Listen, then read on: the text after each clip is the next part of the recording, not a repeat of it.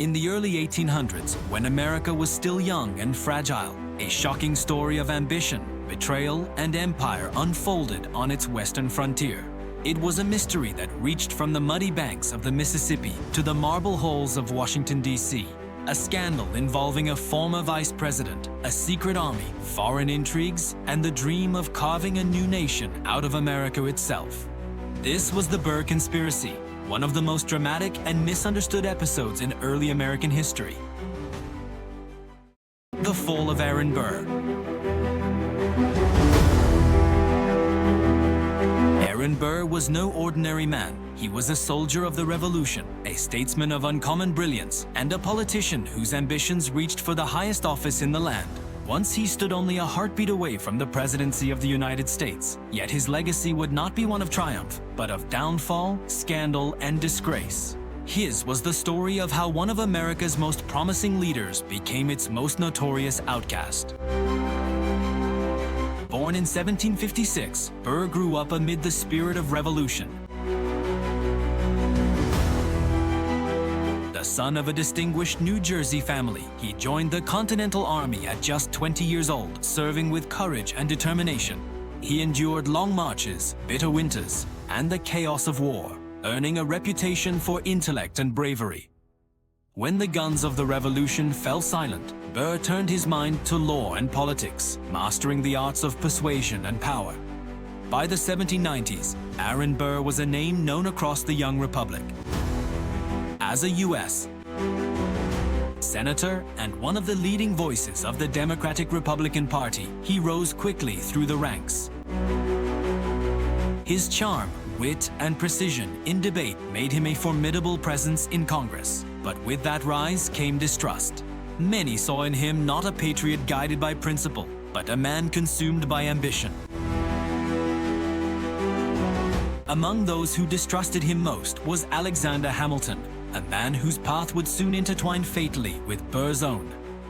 Hamilton, a Federalist leader and architect of the nation's financial system, viewed Burr as dangerously unprincipled. To Hamilton, Burr was a political chameleon, willing to say anything, do anything, or align with anyone to achieve power. The two men's rivalry simmered for years, fueled by insult, ideology, and pride. The conflict came to a boiling point during the presidential election of 1800. The contest between Thomas Jefferson and Aaron Burr ended in an unprecedented tie in the Electoral College. For days, the nation stood still as Congress debated which man would become president. Behind closed doors, Hamilton used all his influence to deny Burr the presidency, urging his allies to choose Jefferson instead. In the end, Jefferson became president, and Burr, humiliated and embittered, was forced to accept the lesser prize of vice president. The hatred between the two men only deepened. By 1804, Burr's political fortunes had withered. He had been excluded from Jefferson's inner circle and denied a second term on the ticket. Desperate to salvage his career, he ran for governor of New York, but Hamilton's relentless opposition once again helped seal his defeat. To Burr, the pattern was clear. Hamilton had made himself his eternal enemy. In the months that followed, Hamilton's public insults struck Burr's pride harder than any political loss. Hamilton reportedly called him dangerous, unfit to govern, and a man without principle. To Burr, this was no longer about politics. It was about honor. And in the brutal code of early American manhood, honor could be redeemed only one way. On a misty morning in July 1804, the two men met on the cliffs of Weehawken, New Jersey, the same ground where Hamilton's son had died in a duel 3 years earlier. The sky was heavy with fog as the men took their positions, pistols loaded.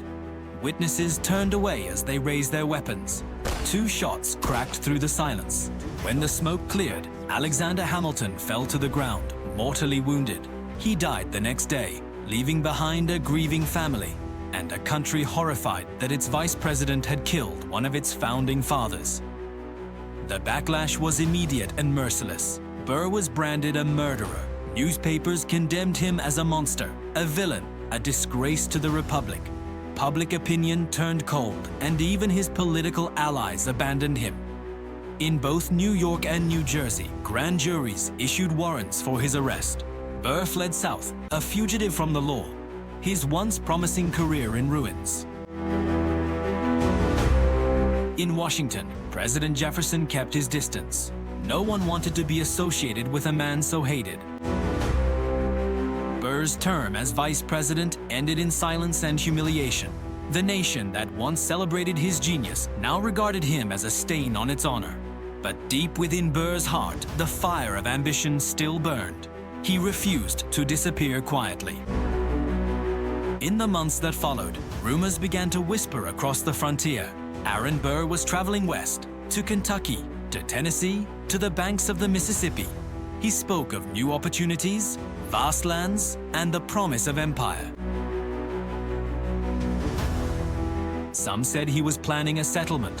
Others whispered of a grander design, that Burr sought to carve a new nation out of the Western territories, perhaps even seize Mexico from Spain and rule it as his own.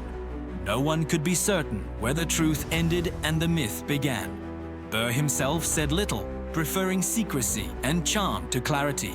But wherever he went, he left behind the same impression. A man still chasing destiny, unwilling to be forgotten.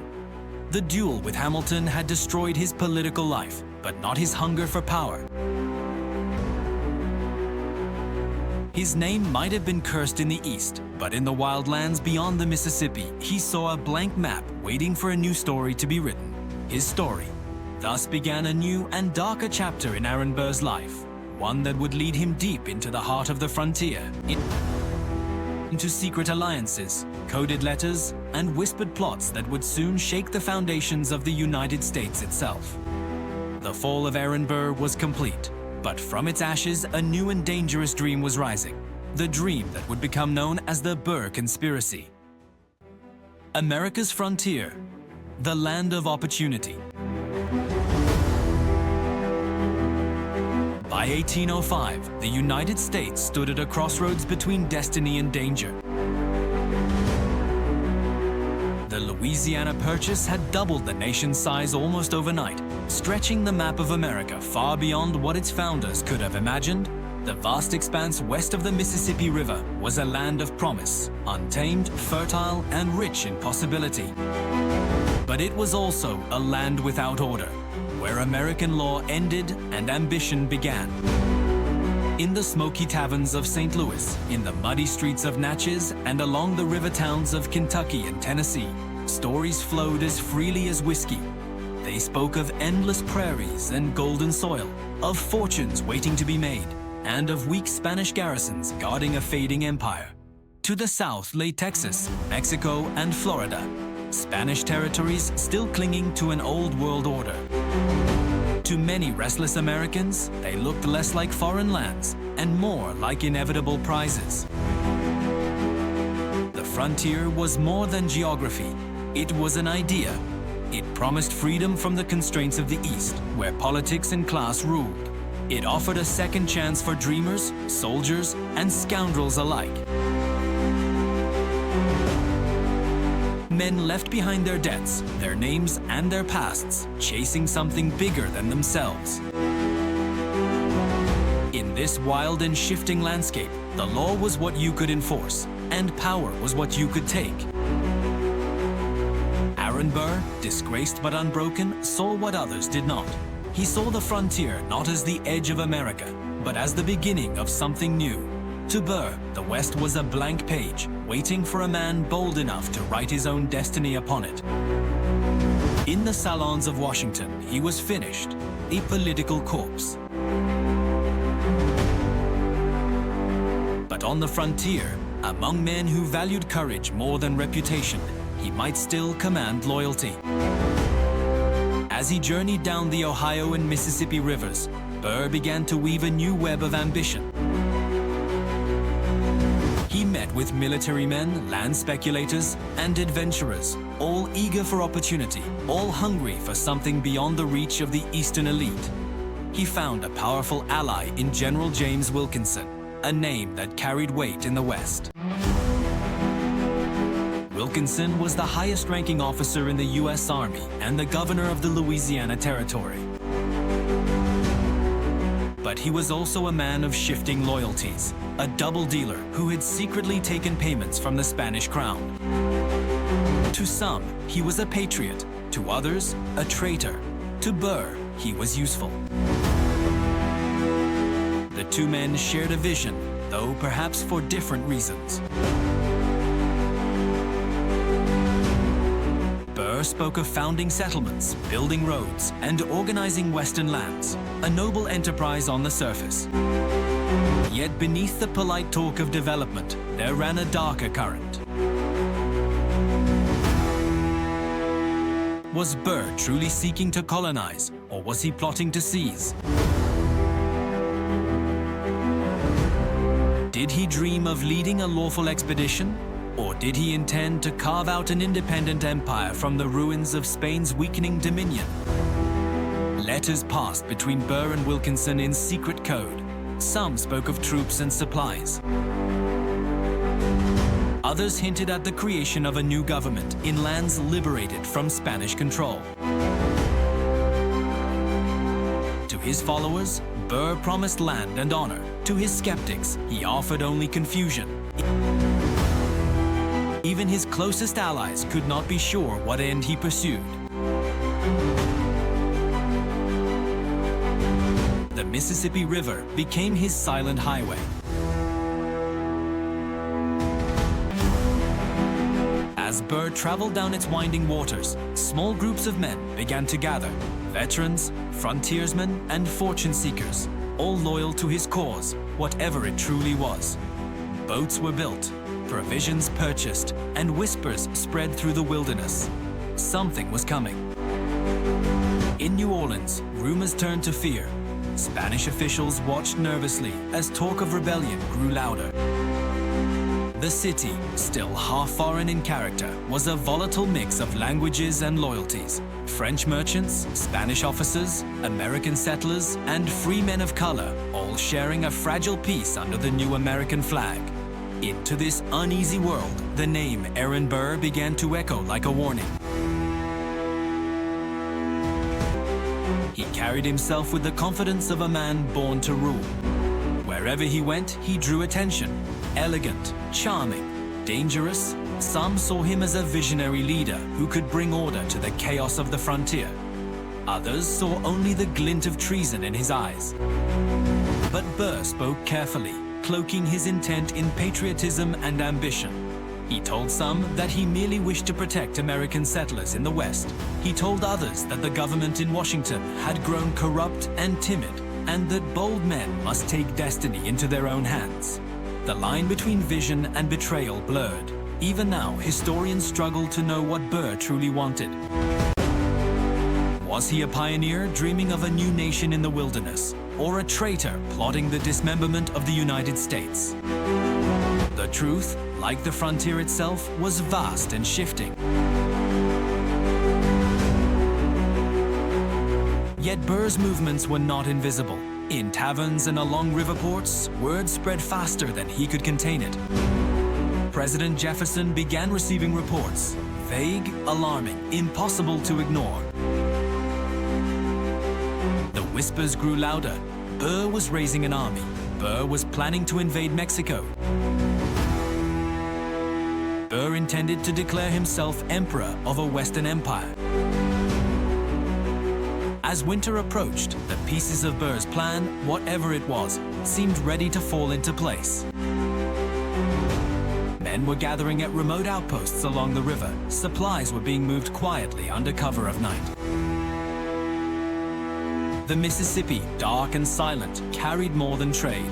It carried a secret that could change the course of a nation. And at the center of it all was Aaron Burr, a man who refused to fade into obscurity, a man who still believed the world owed him greatness. Whether he was driven by revenge, by destiny, or by delusion, none could yet say. But one thing was clear. The frontier had become his stage. The wilderness, his refuge. And the dream he carried, whether of glory or betrayal, was about to ignite one of the most mysterious conspiracies in American history. The land of opportunity had called to Aaron Burr.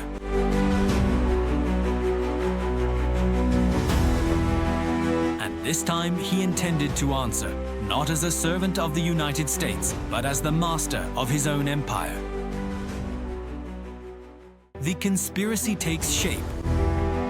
By 1805, the restless figure of Aaron Burr had once again set the nation whispering.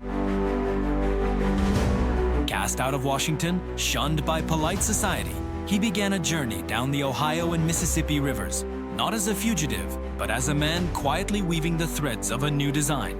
The frontier, wild and ungoverned, became his workshop.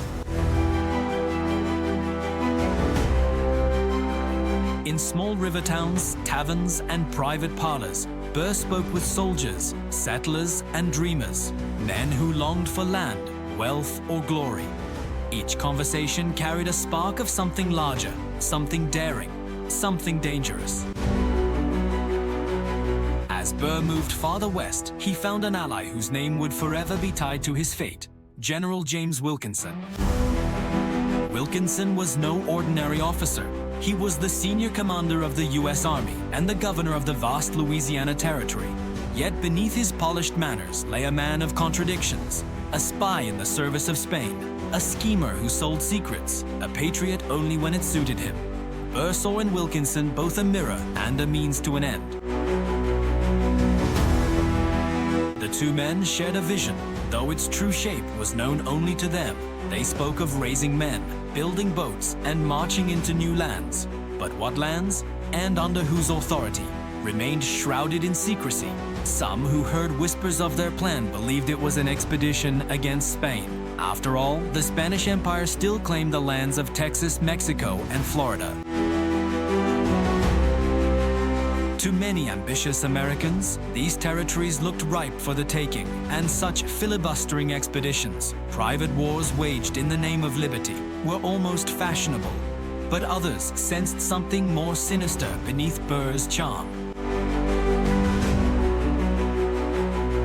They claimed he meant to carve a new nation out of the American West, a breakaway republic stretching from the Mississippi to the Rockies, ruled not by Washington, but by Burr himself. In the smoky back rooms of frontier inns, talk grew darker. Burr was recruiting soldiers, collecting weapons, and promising his followers land and titles once their conquest was complete. Whether fantasy or treason, the plan was beginning to take form. The center of Burr's activity soon became the estate of an Irish gentleman named Harmon Blennerhassett. Blennerhassett lived with his wife Margaret on a lush, isolated island in the middle of the Ohio River.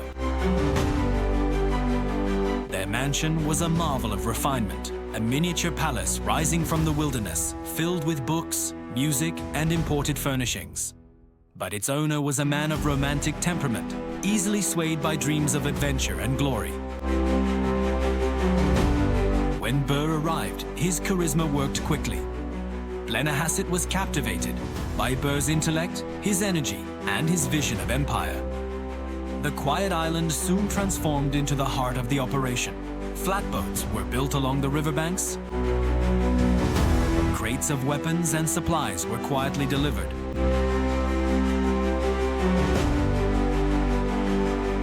Men began arriving in small groups, speaking little of their purpose, but carrying themselves with a soldier's discipline. As the autumn of 1805 turned to winter, rumors began to flow down the Mississippi like the current itself. Farmers and ferrymen spoke of strange movements on the river, of armed men gathering under secret orders, of a great expedition being prepared in the Ohio Valley. Some said Burr was assembling an army to free Mexico from Spain.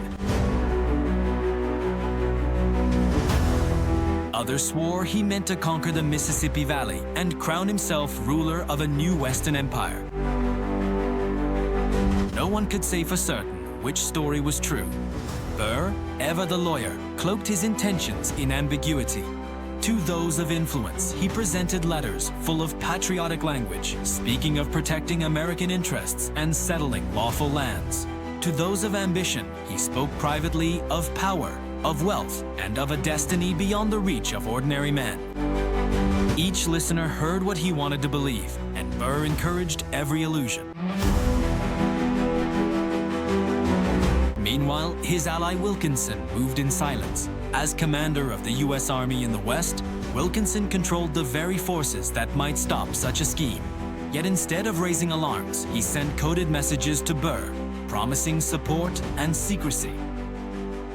The two men shared correspondence in cipher, numbers replacing words, a language of conspirators.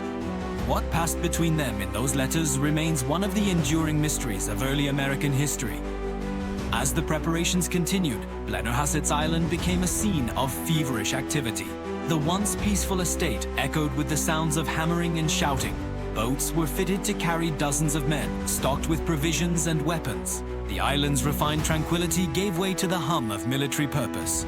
Neighbors watched from a distance, their curiosity turning to suspicion. Whispers grew into gossip, gossip into accusation. Burr is raising an army, they said. Blennerhassett has betrayed his country. Local officials sent warnings up the chain of command. Newspapers caught the scent of scandal. The shadow of treason began to darken the Ohio River Valley. Through it all, Burr remained calm, smiling, ever confident. To those who questioned him, he offered soothing denials and polished rhetoric. He was, he said, merely organizing settlers for lawful enterprise, a grand expedition to claim unoccupied lands in the West, sanctioned by none other than General Wilkinson himself. He even met with prominent men to seek their backing, including powerful figures like Andrew Jackson, who lent him assistance without realizing the full scope of the plan. But behind Burr's words, the truth, whatever it was, began to slip from his control. The larger his following grew, the more his secret spread. The frontier, vast as it was, could not contain so much ambition unseen. And far away in Washington, President Thomas Jefferson began to hear disturbing reports. Strange gatherings in the Ohio Valley, military supplies purchased with private funds, encoded letters intercepted in the mail. Jefferson, a man of measured patience, grew uneasy. Burr was his former vice president, a man he once trusted. But now, the whispers sounded less like rumor and more like rebellion. By the end of 1805, the conspiracy had taken shape, though even now, no one could define it with certainty. Was it a patriotic expedition against Spanish tyranny, or the birth of a treasonous empire within America's borders? On the cold waters of the Ohio, the lights of Blennerhassett's Island glowed late into the night, reflected in the dark current below. Inside the mansion, Aaron Burr stood before a small group of loyal followers. His voice was calm, measured, persuasive. He spoke of destiny, of leadership, of a nation that had lost its courage, and of men bold enough to reclaim it. Outside, the wind swept across the river, carrying with it the murmurs of 1,000 rumors. The conspiracy was no longer just talk. It was real. It was moving. And soon, it would collide with the power of the United States itself. The pieces were in place. The river waited. And Aaron Burr's dream, whether of empire or of ruin, was about to set sail. The dream of an empire. The river was quiet beneath the winter sky. Aaron Burr stood at the bow of a flatboat, his cloak fluttering in the cold wind, the Mississippi stretching endlessly before him. Around him, a ragged band of followers. Farmers, ex-soldiers, adventurers, huddled near crates of supplies, their eyes full of hope and uncertainty. They whispered of conquest, of Mexican gold, of new republics waiting to be born. Burr let them dream. Dreams were easier to command than men. Behind him, word from Washington was turning against him. President Jefferson, once his rival and now his accuser, had issued a proclamation declaring any such private military expedition illegal. It was no longer an adventure. It was treason. Up and down the frontier, local militias began watching the rivers. Newspapers called him the American Bonaparte. Governors sent warnings to every fort from Ohio to Louisiana. But Burr refused to stop. He told his men that all was under control, that the president misunderstood. that once they reached New Orleans, everything would make sense. He believed, perhaps desperately, that fortune still favored the bold. At Blennerhassett's Island, his once secret base, the sound of axes and boots had fallen silent. The Irishman's mansion, once glowing with light and music, now stood abandoned, its fields trampled by the militia who had come too late to find Burr. The river carried him southward, past frozen banks and watchful eyes. Each bend in the current brought more doubt. His promised army of thousands had dwindled to fewer than 100. Supplies were scarce, morale thinner still. Yet Burr stood tall. His words were still silver. The West, he said, is waiting for men of vision. But behind those words, the empire he dreamed of, his empire, was already fading into mist. By the time his small flotilla neared the mouth of the Mississippi, the grand illusion was gone. The men who had followed him realized the truth. There would be no conquest, no republic, no empire. All that remained was the shadow of a man who had once been Vice President of the United States, now drifting through the fog of the Mississippi, still chasing power that the world had taken away. The betrayal of General Wilkinson. The cold December wind carried whispers of betrayal down the Mississippi. In New Orleans, General James Wilkinson, Burr's trusted partner, his supposed co-conspirator, sat at his desk, the ink of treachery still wet on the page. The same man who had once promised to raise an army now wrote to President Jefferson in secret cipher, painting himself as the savior of the Union. In those coded letters, Wilkinson declared that Burr intended to seize New Orleans, overthrow the government, and crown himself ruler of a new Western empire. It was a masterstroke of self-preservation. Wilkinson, whose loyalties had always bent with the wind, knew the tide had turned. By betraying Burr, he could erase his own guilt and emerge as the patriot who stopped a national disaster. In Washington, Jefferson read the letters with growing outrage. The president, who had once tolerated Burr as a political rival, now saw him as a mortal threat to the republic. Without waiting for a trial, without seeing evidence, Jefferson went before Congress and denounced his former vice president as a traitor. The nation was stunned. Newspapers exploded with rumors. Some saw Burr as a would-be emperor, others as the victim of a vendetta. But the damage was done. Orders were sent down the river. Arrest Aaron Burr. The frontier that once promised Burr his empire now became his trap. By the time his small band reached the Mississippi's lower reaches, soldiers and militiamen were already watching every landing. Burr, realizing that Wilkinson had turned against him, fled through the wilderness, seeking refuge among settlers who no longer dared to offer it. He had gambled everything: reputation, loyalty, ambition, on the word of a man who had sold him out for survival. In the end, it was not the army, nor the government, that defeated Aaron Burr. It was betrayal, delivered by the one man he believed stood beside him. The arrest and the treason trial. The chase ended in the wilderness near Spanish Florida. Aaron Burr, former Vice President of the United States, the man once one heartbeat away from the presidency, was cold, exhausted, and hunted. Local authorities captured him wearing a disguise, his dream of empire reduced to a whisper in the wind. Dragged back across the South under armed guard, Burr became a spectacle. Crowds gathered at every stop, some jeering, others simply curious to see the fallen statesman who had dared to dream beyond the nation's borders. By February 1807, he stood in Richmond, Virginia, not as a hero, but as a prisoner accused of treason. It was the first great national trial of the young republic. The courtroom was packed with journalists, spectators, and politicians. Outside, the streets buzzed with rumors and outrage. President Jefferson himself, determined to make an example of Burr, directed the prosecution from the White House. The charge was simple and deadly serious: treason against the United States. The prosecution argued that Burr had raised troops and plotted rebellion, gathering arms for an attack on New Orleans. They insisted that his expedition down the Mississippi was proof of an overt act, an open war against the Union. But the defense, led by some of the sharpest legal minds in the nation, fired back. They reminded the court and the country that under the Constitution, treason required actual war, not rumors, intentions, or half-formed schemes. Burr's army had never fought, never seized a fort, never fired a single shot. Chief Justice John Marshall, presiding over the trial, faced enormous pressure from Jefferson's administration. Yet he held firm to the rule of law. When the prosecution presented its witnesses, the case began to unravel. Testimonies contradicted one another. Evidence was circumstantial. And when General James Wilkinson took the stand, the supposed star witness, his reputation collapsed under cross-examination. His secret dealings with Spain and his forged letters turned the courtroom against him. By late summer, the outcome was clear. Marshall ruled that Burr could not be convicted of treason. There had been no overt act of war, no rebellion, only talk, ambition, and suspicion. On September 4, 1807, Aaron Burr was acquitted. He had escaped the hangman's noose, but not history's judgment. When he stepped out of the courthouse, there were no cheers. The man who once dreamed of building an empire had lost everything: his power, his wealth, his reputation.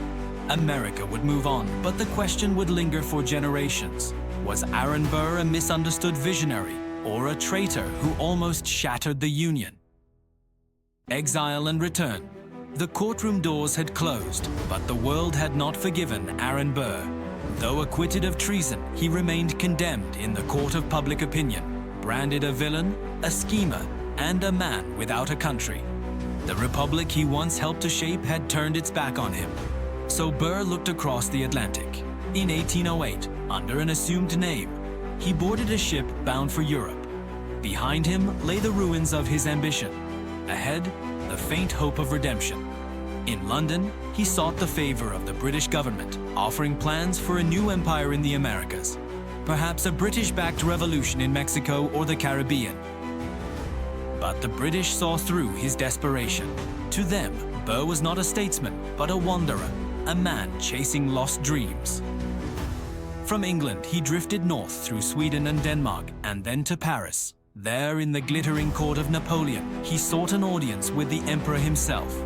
If France would not conquer America, perhaps it could aid him in carving out a new dominion beyond the Mississippi. But Napoleon had greater wars to fight in Europe.